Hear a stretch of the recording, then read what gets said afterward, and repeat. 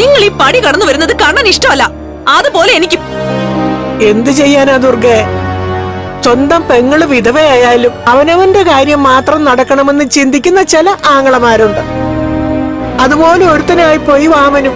ആഹാ, അപ്പൊ അവന്റെ കയ്യിൽ നിന്ന് പൈസ മേടിച്ച് ലോറി ഇടിച്ച് കൊന്നവനോ? അവൻ പുണ്യാളനാണോ? അവനൊന്നും അറിയില്ലല്ലോ ലോറി ഇടിച്ചു കൊന്നത് ഉണ്ണിമോന്റെ അച്ഛനെയാന്ന്.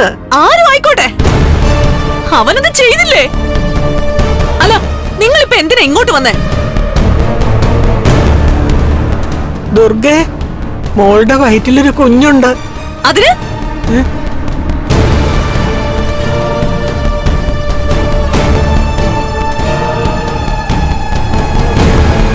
അവളുടെ വയറ്റില് കുഞ്ഞുണ്ടെങ്കിലേ അത് വളരും. നാളെ അവള് പ്രസവിക്കും. ആ കുഞ്ഞിനെ അവള് നിങ്ങളും കൂടെ അങ്ങ് വളർത്തിക്കോ. ഇനി അങ്ങനെ ഒരു മരുമോളെ ഈ വീട്ടിന് ആവശ്യമില്ല. എനിക്കും. അങ്ങനെയൊന്നും പറയല്ലേ ദുർഗമോളെ. അവള് കരഞ്ഞു കരഞ്ഞു ഒരു പരുവമായി. അറിയാലോ, ഈ സമയത്ത് അമ്മയാകാൻ പോകുന്ന ഒരു കുട്ടി കരയാൻ പാടില്ല. എന്നാ പിന്നെ അവളോട് പറ ചിരിക്കാൻ. ഇനി ചിരി വരുന്നില്ലെങ്കിലേ നിങ്ങൾ ഇക്കിളിയാക്കി കൊടുക്ക്. അപ്പൊ അവള് ചിരിക്കും. ഉണ്ണിമോന്റെ അച്ഛൻ മരിച്ചത് എങ്ങനെയാണെന്ന് അറിഞ്ഞതോടെ ദുർഗയുടെ സ്വഭാവം മാറിപ്പോയെന്നൊക്കെ എനിക്കറിയാം. ഇപ്പൊ കണ്ണന്റെ സൈഡാണെന്നും അറിയാം. ദുർഗ ഒരു കാര്യം മനസ്സിലാക്കണം. പ്രതാപനാണ് മഹാലക്ഷ്മിയെ കണ്ണന് കെട്ടിച്ചു കൊടുത്തത്. കെട്ടിച്ച കാര്യമൊന്നും പറയണ്ട. അതെന്തിനു വേണ്ടിയായിരുന്നു എന്ന് എനിക്ക് നിങ്ങൾക്ക് നന്നായിട്ടറിയാം.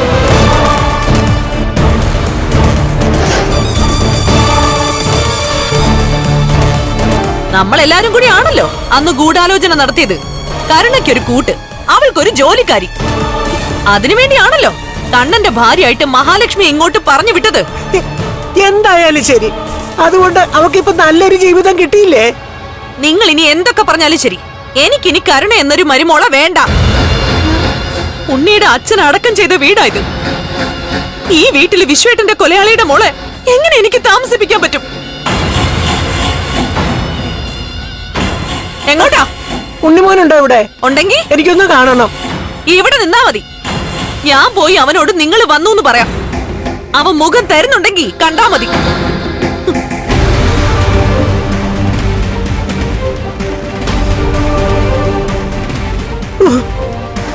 എന്റെ ദൈവമേ, 150 പവന്റെ ആഭരണം കൊടുത്തിട്ടാ ഞങ്ങളുടെ കൊച്ചിനെ ഇവന് കൊടുത്തത്. എന്നിട്ട് നന്ദി പോലുമില്ല പിശാചുക്കൾക്ക്.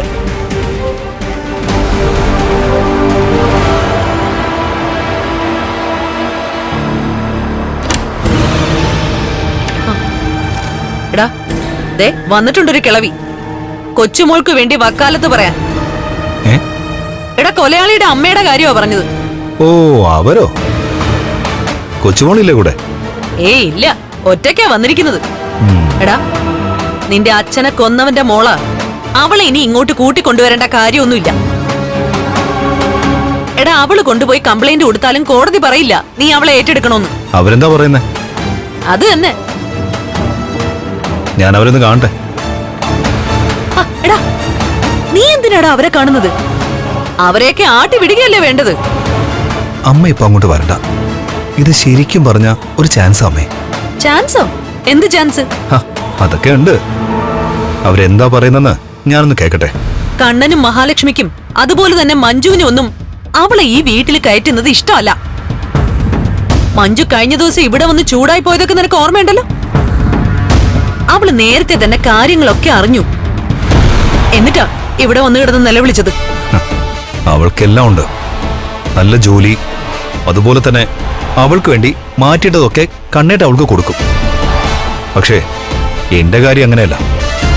ഒന്നുമില്ലാത്തത് എനിക്കാ.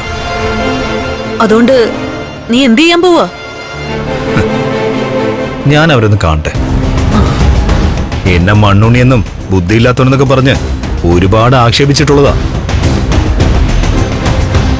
അങ്ങനെയുള്ള എനിക്ക് അവരുടെ മുന്നിൽ പോയി ഇനി തല ഉയർത്തിപ്പിടിച്ച് നിൽക്കണം.